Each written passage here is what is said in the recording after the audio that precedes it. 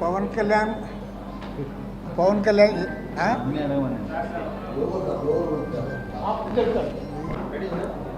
Okay, జై ఆంధ్ర అన్న, జై అమరావతి అన్న ఏం తప్పు లేదు. మరి పవన్ కళ్యాణ్ గారికి అమరావతి పైన ఉన్నట్టుండి ఎందుకు మొహం వచ్చిందో దానికి ఆయన సమాధానం చెప్పాలి.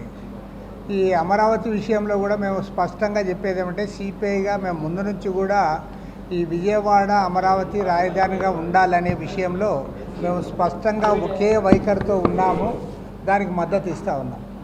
కానీ చంద్రబాబు నాయుడు గారు అనుసరిస్తున్న విధానం ఫలితంగా పాపం అభిమానించే వాళ్ళలో కూడా కొంతమంది దూరం అయ్యే పరిస్థితి వస్తూ ఉంది. కారణం ఏమంటే, రాష్ట్రానికి రాజధాని కావాలి, ఒక నగరం కావాలని మేమంతా కోరుకుంటున్నాం తప్ప, కానీ చంద్రబాబు నాయుడు గారు చెప్పినట్లుగా మొత్తం వేలాది ఎకరాల భూములన్నీ కూడా తీసుకొని, భూములన్నీ కూడా తన అధీనంలోకి తెచ్చుకొని మొత్తం అంతా అరచేతిలో వైకుంఠం చూపడము, దానికోసం అప్పులు చేయడాన్ని మాత్రం ఎవరూ సమర్థించడం లేదు. నీవు ఇవాళ ఇప్పటికే ఈరోజు మీరు అధికారంలోకి వచ్చి 2 ఏళ్ళు అవుతూ ఉంది, మీరు దానికోసం అప్పులు తెస్తూ ఉన్నారు. మరి కేంద్రంలో ఇక్కడ 2 చోట్ల మేమే అధికారంలో ఉన్నాం, డబుల్ ఇంజన్ సర్కార్ ఉంది, బ్రహ్మాండంగా చేస్తున్నామని చెప్తా ఉన్నావు. మరి అక్కడ చేసి చూపాలో తప్ప మీరు ఇంకా ఇది కాదు, ఇంకా 50,000 ఎకరాల భూములు తీసుకుంటాం, భూములన్నీ కూడా మా అధీనంలోకి తెచ్చుకుంటాం, మా ఇష్టానుసారం మేము చేస్తామంటే అది ప్రజలు హర్షించడం లేదు. పైగా నువ్వు బలవంతంగా ఎందుకు పోయి చేస్తున్నావు? నిన్ననే తాడేపల్లికి సంబంధించిన వాళ్ళు రైతులందరూ పోయి గుంటూరు కలెక్టరేట్ దగ్గర ధర్నా చేశారు. వారు ఉండవల్లి దాన్ని వారు ఎందుకు నువ్వు బలవంతంగా అక్కడ పోతా ఉన్నావు నేను అడుగుతా ఉన్నా. ఆల్రెడీ రాష్ట్ర ప్రభుత్వం చేతిలో 56,000 ఎకరాల భూములు ఉన్నాయి. అది కాదని ఆ పెద్ద పరిమే అక్కడ పోయి నువ్వు అక్కడ కూడా కొన్ని భూములు తీసుకున్నావు.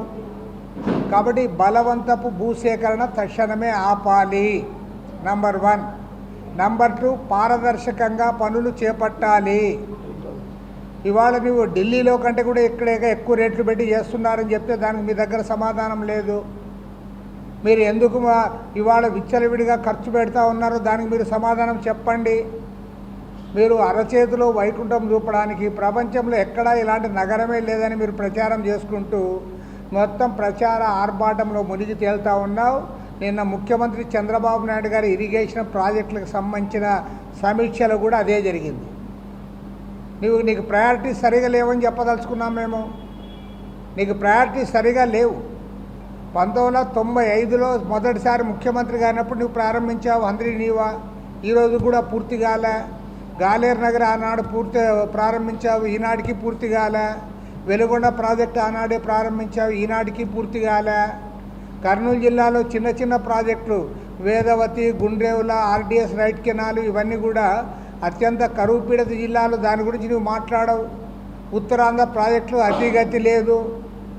ఎంతసేపునా కూడా పోలవరం చుట్టూ నీవంతా కూడా తిప్పుతా ఉన్నావు. ఇప్పుడు మళ్ళీ దాన్ని ఇంకొకటి అని చెప్తా ఉన్నావు. కాబట్టి ఏమంటే ముఖ్యమంత్రి గారికి మేము కోరేది ఏమంటే, నువ్వు ప్రచార ఆర్భాటం తగ్గించుకో. అది చేసిన తర్వాత ప్రజలకు చూపించాలి, కానీ నువ్వు ఇంకా చేసే తక్కువ ప్రచారం ఎక్కువ. లేకపోతే ఇప్పుడు 3,20,000 కోట్ల బడ్జెట్ ఉందంటున్నావు. నువ్వు 10% బడ్జెట్ కేటాయిస్తే చాలు, మొత్తము ఈ 3 ఏళ్లలో మొత్తం రాష్ట్రంలో ఇరిగేషన్ ప్రాజెక్టులు అనేవి లేకుండా చేయొచ్చు. ఇవేమి ఎక్కువ ఇవ్వాల్సిన పనిలే, 100కి 10 రూపాయలు ఇవ్వు చాలు. మొత్తం ఒక్క ప్రాజెక్టు ఒక్క కాలువ లేకుండా అన్నీ కూడా కంప్లీట్ చేయొచ్చు. నువ్వు ఆ పని చేయవు. ఆ పని చేయకుండా ఎప్పుడు కూడా ప్రచార ఆర్భాటం, పోలవరము సోమవారం అనేది. నువ్వు అసలు ఈరోజు కూడా ఆ పోలవరం నిర్వాసితులకి వారికి సరిగా సౌకర్యాలు కల్పించలేకపోయినావు. రేపు ఆగస్టు వచ్చేలోగా మళ్ళీ వాళ్ళు మునిగిపోతారు. జూలై ఆగస్టు నెలలో వాళ్ళందరూ మునిగిపోవాలా, గుట్టలెక్కాలి. కాబట్టి ముఖ్యమంత్రి గారికి ఒకటే కోరుతా ఉన్నాం, అమరావతి పేరుతో నువ్వు ఇవాళ డిప్యూటీ సీఎం పవన్ కళ్యాణ్ కూడా అమరావతి పలకడానికి ఇష్టపడడం లేదంటే దానికి కారణం ఇదే. నువ్వు అమరావతి పేరు మీద, ఆ తర్వాత ఇంకోటి చెప్తాను, మన ఈశ్వరయ్య కూడా చెప్పాడు, అమరావతి ఫ్రీ జోన్గా చేయాలి. రాష్ట్రంలో ఉన్న 29 జిల్లాల ప్రజలు కూడా ఈ రాజధాని మాకందరికీ చెందినది అని వారు అనాలి. అది అనాలంటే అమరావతి ఫ్రీ జోన్గా చేయండి. అందరికి కూడా అందులో వచ్చే దానివల్ల మంచి కానీ చెడు కానీ అది అందరికీ దక్కాలి. కాబట్టి ముఖ్యమంత్రి గారు అన్నిటికంటే అమరావతిని ముందు చేయాల్సిందేమంటే అమరావతి ఫ్రీ జోన్గా ప్రకటించండి. Then only people of Andhra Pradesh from all corners they will, అప్పుడు వాళ్ళు అంటారు కూడా ఇది మా అమరావతి అని అంటారు. లేదంటే అది గుంటూరు జిల్లా అమరావతి అవుతుంది. కాబట్టి ఫ్రీ జోన్ చేయాలని కూడా మీ ద్వారా డిమాండ్ చేస్తున్నాను.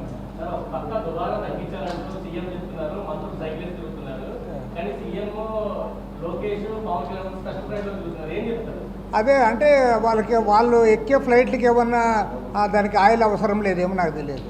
గాలితో ఏమన్నా నడుస్తున్నాయేమో వాళ్ళు. కాదు ఇప్పుడు ఆయన కూడా ఉన్నాడు కదా, అసలు చెప్పే ఆయనకి ఇది లేదు. అసలు నరేంద్ర మోడీ ఆయన దుస్తులు ఫారిన్వే, ఆయన బూట్లు ఫారినే, ఆయన వాచ్ ఫారినే, అన్నీ ఫారిన్. 10 లక్షలకు తక్కువ లేకుండా ఏది ఉండదు ఆయన దగ్గర. ఆయన మొత్తం అందరికన్నా ఏ ప్రధానమంత్రి తిరగనన్ని దేశాలు ఆయనే తిరిగాడు. మరి ఆయన ఏం పొదుపు పాటించాడు? చంద్రబాబు నాయుడు అసలే పాటించాడు. చంద్రబాబు నాయుడు ఏనాడు పాటించలే. ఇప్పుడు చంద్రబాబు నాయుడుకి ఇంకో 2 తోడయ్యారు, పవన్ కళ్యాణ్, లోకేష్. ఇంతకుముందు పాపం చంద్రబాబు నాయుడు ఒక్కడే ముఖ్యమంత్రి ఉండేవాడు, ఆయన ఒక్కడే విమానాల్లో తిరిగేవాడు. ఇప్పుడు ఆయనకు మళ్ళీ ఇప్పుడు 2 కలిశారు. వీళ్ళిద్దరు మళ్ళీ ఇంతమంది మీరు దుబారా చేసి, పాపం అతను నిమ్మల రామానాయుడు మంచోడు, అతను మాత్రం 10 కిలోమీటర్లు సైకిల్ దొక్కిస్తారా మీరు? అది పాపం ఎండలో. పాపం రామనాయుడు అంటే నాకు కూడా అంత ఇష్టమే పాపం. కొల్లు రవీంద్రని కొద్దిగా దొక్కాడు ఇంటి దగ్గర నుంచి ఆఫీస్కి. ఈయన 10 కిలోమీటర్లు దొక్కినాడు ఊరంతా చూడాలని. నాకు అదే పాపము. అమాయకులకి శిక్ష చేస్తున్నారు మీరు. పొదుపు పేరుతో నిమ్మల రామానాయుడు 10 కిలోమీటర్లు ఎండలో సైకిల్ దొక్కాలా? మీరు మాత్రం ముగ్గురు తలా ఒక హెలికాప్టర్ వేసుకొని విమానాల్లో తిరగాలనా? ఇదేనా పొదుపు మంత్రం అంటే అని నేను అడుగుతా ఉన్నా. కాబట్టి ఏమంటే నేను సూటిగా అడుగుతాను, మీకు చేతనైతే నరేంద్ర మోడీ వైఖరిని ఖండించండి, చేత కాకపోతే ఉరికే ఉండండి. మీరు ఎట్లా మీరు మాట్లాడలేరని మాకు అర్థమైపోయింది. నరేంద్ర మోడీ ఎన్నికల్లో గెలుస్తున్నంత కాలము చంద్రబాబు నాయుడు, జగన్మోహన్ రెడ్డి, పవన్ కళ్యాణ్ వీళ్ళు మాట్లాడేది ఉండదు. ఆంధ్ర రాష్ట్ర బీజేపీ వీళ్ళే, బాబు, జగన్, పవన్. కాబట్టి వీళ్ళు మాట్లాడేది ఏమి ఉండదు. వీళ్ళింతే. మీరు ఆయన పొదుపు మంత్రం అని చెప్పి మీరు సైకిల్లో తిరిగితే ఉపయోగం లేదు. పైగా మహానాడు కూడా రద్దు చేసుకుంటానన్నాడట. మహానాడు ఎందుకు రద్దు చేసుకోవాలయా?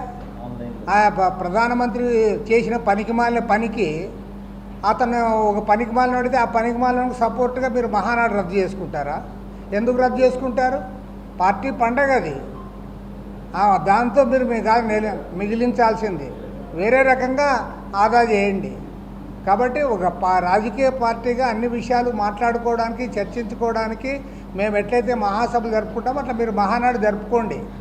అంతేగాని ఆడ ప్రధానమంత్రి నరేంద్ర మోడీతో మార్కులు కొట్టేసేకి, ఆడ ఆయన్ని ప్రసన్నం చేసుకోవడానికి ఇప్పుడు ఇవి చేస్తాను, అది కరెక్ట్ కాదు.